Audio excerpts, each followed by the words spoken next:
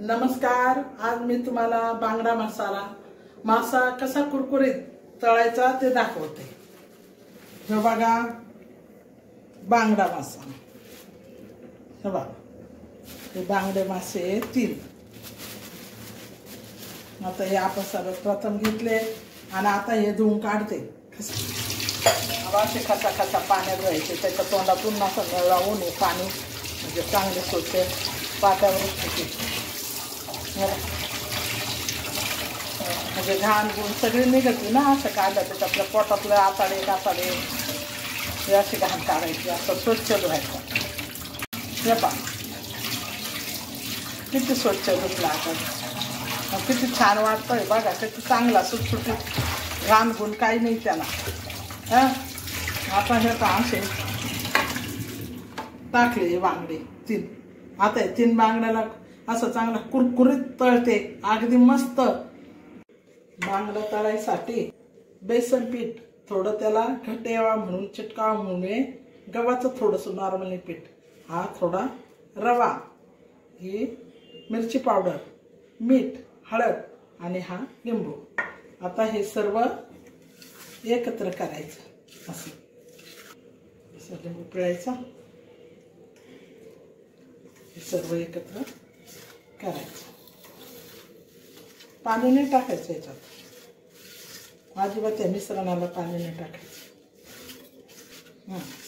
आता हे एकजीव झालं ना, हे बघा याला असा हे मासा धरायचा, असा पहिला असं हे करायचं, मग असं दाबायचं, असं दाबायचं, असं।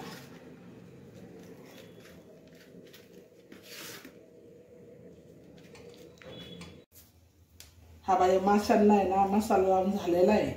आता हे मासा आहे ना अर्धा तास तरी आपण मुरत ठेवू, कारण याच्यात चांगला मसाला मुरला का ह्यो चांगला चविष्ट लागतो मुरल्यावर। आता हा मासा आहे ना अर्धा तास झालाय, मुरलाय, त्याचा सगळा मसाला मुरलाय चांगल्या प्रकारे। आता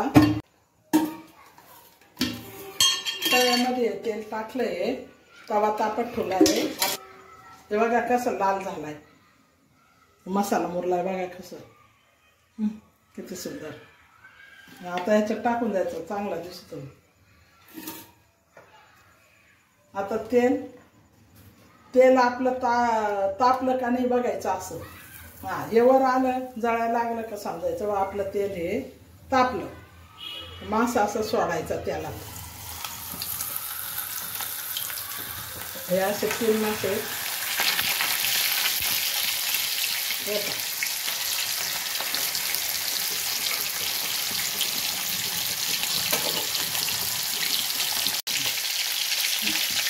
आता एका बाजूने चांगला तळला का चांगला असा लालसर तळून द्यायचा, मग दुसऱ्या बाजूने पलटी मारायचा, मग परत त्या साईडने लालसर तळायचा, अजून पलटी मारायसारखा झाला नाही, याचा बघायचा सारखा करून आला,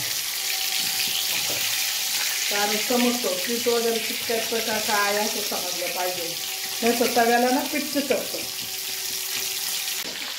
आता हा ना एका बाजूने तळला झाला, आता याला पलटी मारायची अशी, टाकता आता दुसऱ्याला बी अशी पलटी मारायची। हा तव्याला काही चिटकलं का, रवा बिवा काही चिटकला का, काहीच नाही, असं आणि मग असं दाबायचं।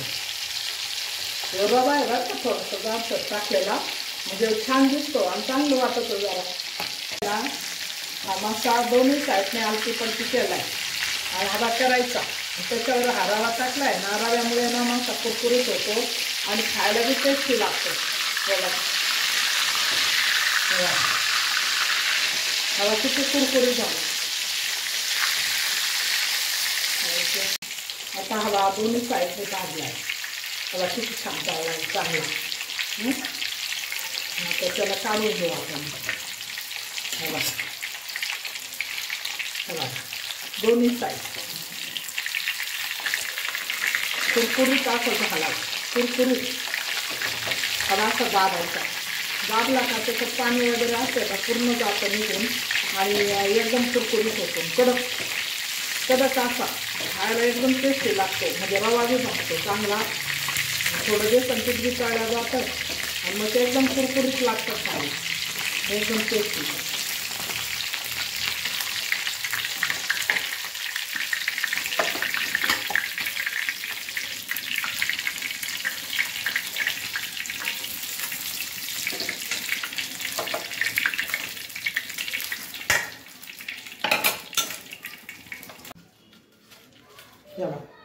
हे बघा किती छान मासा तळला आहे, याला किती चांगला रंग आलाय लाल चटक, आणि कुरकुरीत लागेल हा मासा खायला, इतका सुंदर लागेल ना. पूर्ण त्याला बेसन पीठ आणि रवा, थोडा जाड रवा आहे बरं का, हा तीळ वगैरे नाहीये. पहा बरं खायला त्याच्याकडे बघून असं वाटतं किती खावं. आणि हा त्याच्याबरोबर कांदा बी, थोडासा लिंबू बी, आपल्या गावाकडचं मस्त खायचं कसं तोंडाला चवच येत. आता हा जर व्हिडिओ तुम्हाला आवडायला असेल ना तर माझ्या चॅनलला लाईक करा आणि सबस्क्राईब करा, आणि पुढचा व्हिडिओ मी लगेच दुसरा तयार करा.